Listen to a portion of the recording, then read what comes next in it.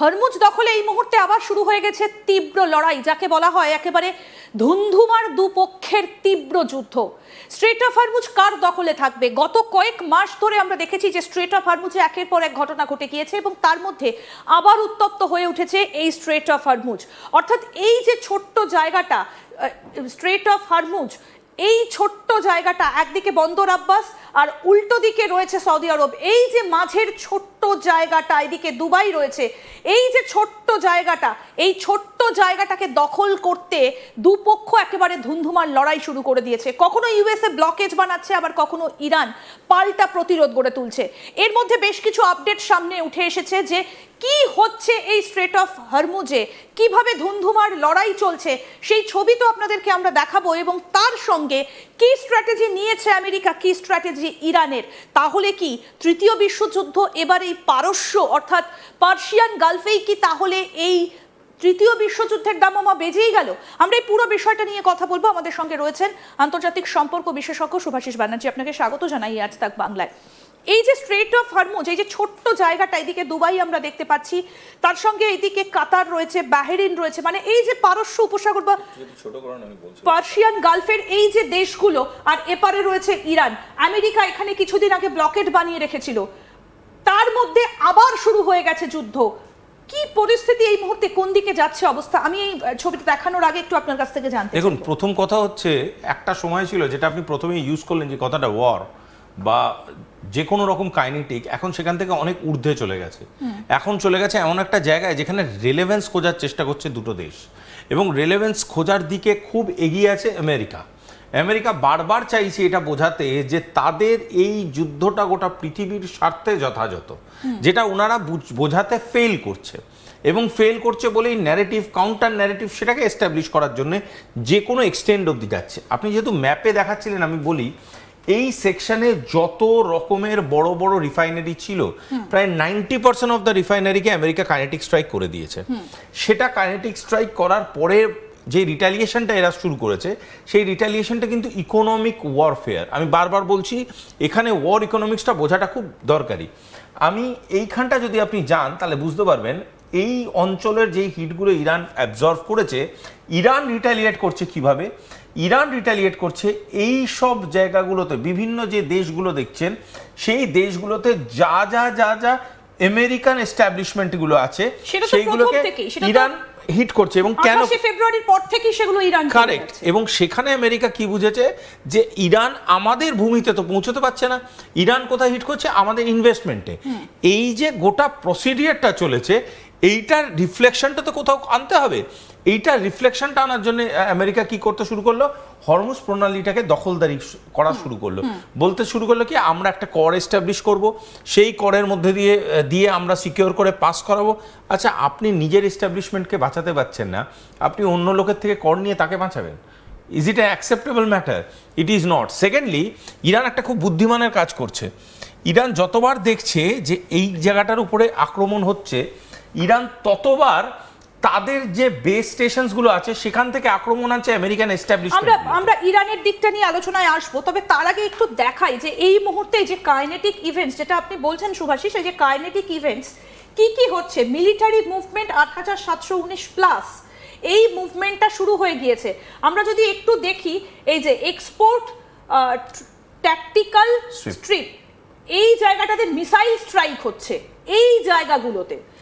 আপনাকে একটা জিনিস দেখাচ্ছি, এটা দেখলে আপনি বুঝতে পারবেন। এইখানে এতদিন ধরে যে অ্যাটাকিং স্টেশনসগুলো ছিল, তার মোস্ট অফ দ্য স্টেশনস ছিল কিন্তু সামরিক। আমেরিকা এখন ইরানের বা তেহরানের, টু বি ভেরি স্পেসিফিক, তেহরানের যে যে এগুলো অ্যাটাক করেছে সেগুলোর মধ্যে কিন্তু কনসিডারেবল সিভিলিয়ান কন্টেন্ট অনেক বেশি। মানে সিভিলিয়ান স্পেসের উপরে অ্যাটাক চলছে। এই সিভিলিয়ান স্পেসের উপরে অ্যাটাক চলার যে যে পূর্ববর্তী এবং পরবর্তী এফেক্ট, তাতে কিন্তু সিভিলিয়ান এফেক্ট হচ্ছে। অর্থাৎ আমি যে কথাটা বলতে যাচ্ছিলাম, ইকোনমিক ওয়ারফেয়ারের জন্য ওরা ওয়ার ইকোনমিক্সটাকে বাঁচিয়ে রাখার জন্য কিছু ভিজুয়াল একটু আমরা দেখাই, ওরা অ্যাটাক করছে। কিন্তু তেহরানে, কারণ ওখানে ইরানের ইনভেস্টমেন্ট আছে, সেখানে অ্যাটাক করলে ইরান ক্ষতিগ্রস্ত।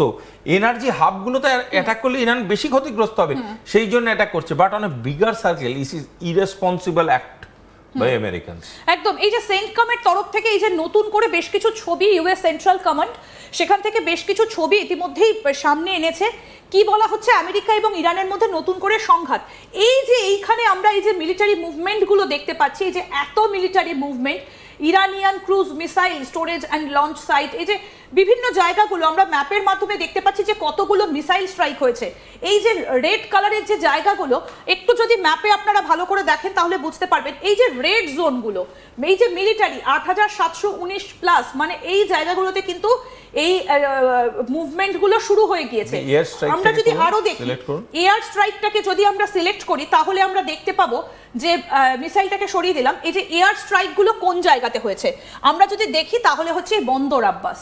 এই বন্দর আব্বাসটা কিন্তু অত্যন্ত গুরুত্বপূর্ণ একটা জায়গা, কারণ এখানে নৌসেনা ঘাঁটি রয়েছে এবং এটাকে বলা যেতে পারে ইগল স্টেশন। এখান থেকে ওরা সার্ভিলেন্স করতে পারছিল, ওরা এই সার্ভিলেন্স করার জায়গাগুলোতে এবারে ডাইরেক্ট অ্যাটাক করছে। আমি বলছি আমেরিকা ফুল ফ্লেজেড তাদের ন্যারেটিভটাকে প্রমাণ করার জন্য এবার কিন্তু ইরানকে আক্রমণ করছে। আমার কাছে একটা ডিপ্লোম্যাটিক অ্যাঙ্গেলে প্রশ্ন করাটা খুব প্রয়োজনীয় হয়ে পড়ছে, সেটা হচ্ছে এই অ্যাটাকটাকে আমেরিকা জাস্টিফাই করুক কেন অ্যাটাকটা করছে। কারণ এই অ্যাটাকটা তো আর নিউক্লিয়ার প্র্যাকটিসের জন্য বলতে পারবে না, কারণ তাদের নিজেদের লোকরা সেটাকে মেনে নিচ্ছে না। তাহলে আজকের ডেটে এই অ্যাটাকটা করার পিছনে কারণটা কি?